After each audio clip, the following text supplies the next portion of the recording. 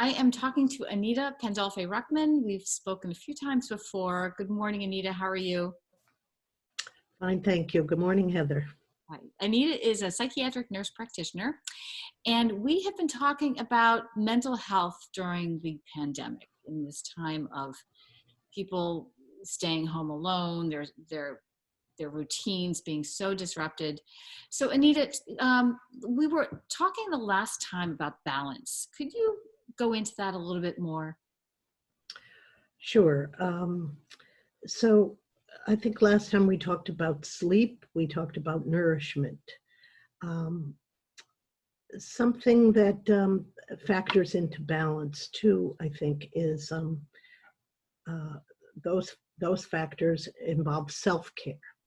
So, but we don't want to be totally absorbed with ourselves, but we want to take care of ourselves so that we can also take care of others. Now, some people are in a position that they're taking care of others constantly in their household. Then there are others who are alone and are maybe hyper-focused on themselves. So for those that are alone, a practice that I found valuable is making an intention to reach out to someone else, do something for someone else. And that has positive effects all around, because then we don't feel so useless because we've actually managed to do something for someone else. Maybe it's a phone call, an email, maybe it's leaving a little extra soup that we've made behind someone's door. Little things like that can go a long way. And then the other person is just filled with a surprise. Somebody cares about me. I'm really not alone. So it's a win-win kind of situation. And something else we were talking about was this phrase that is being used, that is actually lovely, that is a phrase that's meant to bring us together. And particularly in our community, it's the phrase, we're all in the same boat.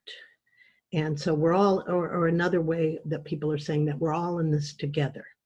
But I heard and read an interesting comment to that about we're all in the same boat. And that someone said, you know, we're really not all in the same boat. We're all in the same storm. If we look at the pandemic as sort of this global storm, we're all having to deal with the storm, but we have different vessels. We have different situations.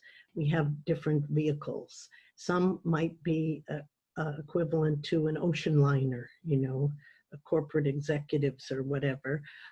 Others might be, you know, a boat with a strong family on there, and others might be just paddling along in their little rowboat all by themselves. So, but the commonality is that we're all facing this storm. How can we bridge those differences is a big question. And one thing, I don't know if we want to hear it now, but I did find a resource that I would love to share, because it's part of that giving. It's part of an illustration of giving to ourselves and giving to others. And it's called the Loving Kindness Blessing. Would you like me to share that?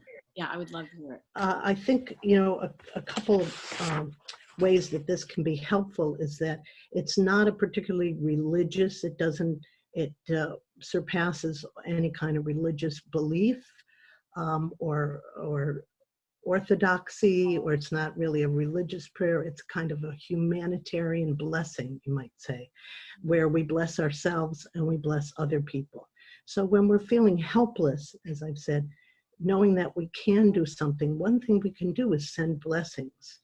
And I've just, and prayers, and I've just experienced the power of that with a family member who was dealing with the virus and very seriously ill in the ICU, and the volume of prayers and blessings were really, really helpful. And he made a full recovery rather miraculously. So something we can do when we're feeling helpless is sending out love and blessings. So this is called the Loving kindness blessings. And it does come from a couple of different, um, I think, Buddhist traditions, but as I said, it applies to humanity in general.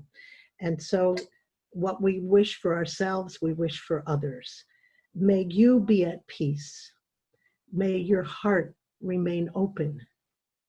May you trust the beauty of your own true nature. May you be healed. May I be at peace. May my heart remain open. May I trust the beauty of my own true nature. May I be healed. May you be free from all danger and harm. May you have hope in your heart. May we gain strength from each other. May we hold each other in our hearts. May we be healed. It's really powerful. Thank you so much, Anita. Well, you're welcome. My pleasure. We'll have another conversation soon. Okay, thank you for having me. It's an honor, really.